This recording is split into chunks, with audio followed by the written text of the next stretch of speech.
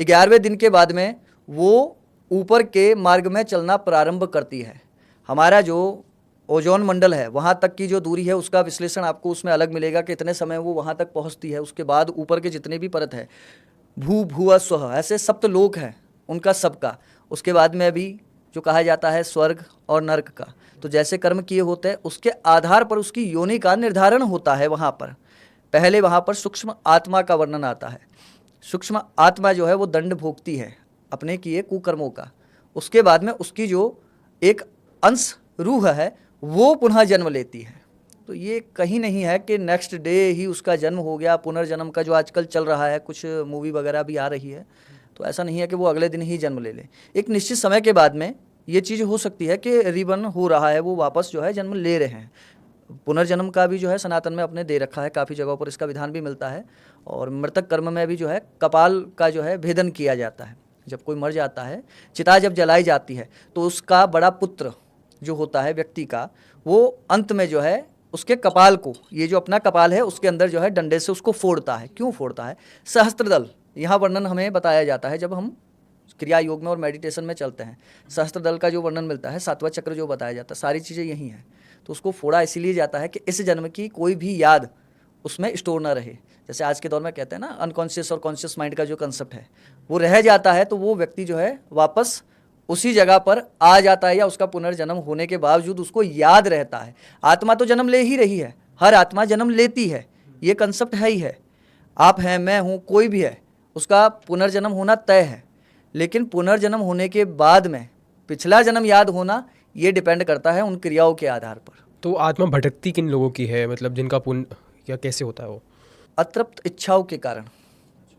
दूसरी चीज अकाल मृत्यु, जिनकी अकाल मृत्यु हो जाती है।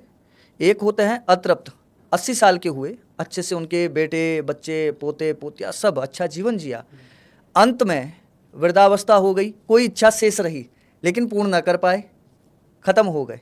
ऐसे में वो वापस जन्म लेते हैं। सामान्य रूप से वो सोल जो है वो ट्रांसफर हो जाएगी सिर्फ उस इच्छा को पूरा करने तक। हम देखते हैं कुछ बच्चे जो है 4 साल के हुए, कुछ भी नहीं था, सडनली मर गए। कुछ 12 साल की उम्र तक कुछ भी नहीं था, कहते हैं अचानक से जो है खत्म हो गया। एक छोटा सा बुखार आया, दिमाग में चढ़ा, ये क्या है?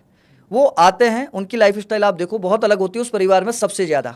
वो अपनी अधूरी जो पिछली इच्छाएं थी वो पूरी करते हैं, जितना समय बाकी था वो पूर्ण करके निकल जाते हैं। अब जो भटक रहे वो कौन है?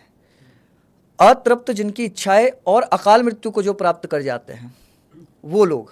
अब उसमें सीधी सी बात है, जिसके कर्म अच्छे होंगे वो अच्छी खासी उम्र लेकर के जाएगा, जिसके कर्म बुरे हैं इसीलिए उसको अकाल मृत्यु आ रही। उन कर्मों की वजह से ही उस रूह को भटकना पड़ता है और वो प्रेत योनि में या अन्यत्र किसी ऐसी ही योनि में चली जाती हैं।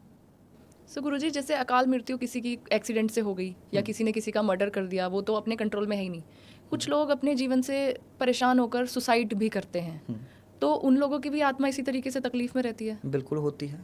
जो लोग सुसाइड करते हैं वो तयशुदा रूप से जो है मोक्ष को प्राप्त नहीं करते। मोक्ष के बाद में आप कह सकते हैं कि पुनर्जन्म भी उनका नहीं होता, उनकी गति होती ही नहीं है, क्योंकि वो नेचुरल डेथ है ही नहीं, आपको अधिकार ही नहीं है। आपने चाहा था क्या कि आपका जन्म हो? कोई ये नहीं कर सकता। हमने भी नहीं चाहा कि या हमारे चाहने से कि हम जन्म ले, नहीं हो सकता। तो मृत्यु हमारे अधिकार में नहीं है। तो ऐसे में अगर कोई सुसाइड करता है तो उसकी रूह भटकती ही रहेगी यथा जब तक कोई उसका मोक्ष ना करवा दे या उसके पीछे का यथार्थ कर्म करवा कर उसको गति की तरफ ना भेजे तब तक। मतलब भटकने वो 500 साल भटकती रहे? नहीं, ऐसा नहीं है जी। देखिए, सनातन के शास्त्रों में सभी चीज़ों का वर्णन है। भूत प्रेत कोई ऐसी चीज़ नहीं है कि हवा में चलने वाला कुछ भी हो जाए। ये एक योनि है। जैसे यथा 84 लाख योनियों का जो वर्णन मिलता है उसमें भूत प्रेत डाकनी शाकनी ये सभी योनियाँ बनी हुई है। तो कर्मों के आधार पर ही उनको जो है अलग अलग योनि में रखा जाता है। जैसे मान लीजिए किसी का कर्म के आधार पर उसको सूकर योनि में भी डाला जाता है कि आप 3 बार सूअर की योनि में जन्म लेंगे, उसके बाद 2 बार जो है गधे की योनि में जन्म लेंगे, उसके बाद में आप जो है 200 साल तक प्रेत की योनि में रहेंगे।